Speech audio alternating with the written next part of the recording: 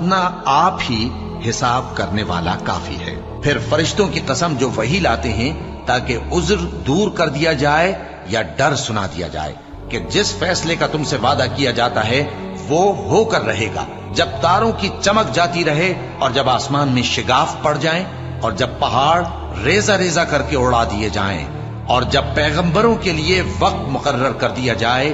بھلا ان کاموں میں تاخیر کس لیے کی گئی؟ فیصلے کے دن کے لیے، اور تمہیں کیا خبر کہ فیصلے کا دن کیا ہے؟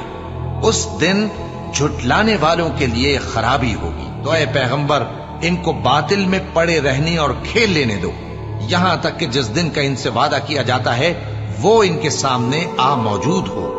اس دن یہ قبروں سے نکل کر اس طرح دوڑیں گے جیسے کسی مقابلے کے نشان کی طرف دوڑے جا رہی ہوں۔ ان کی آنکھیں جھک رہی ہوں گی اور ذلت ان پر چھا رہی ہوگی، یہی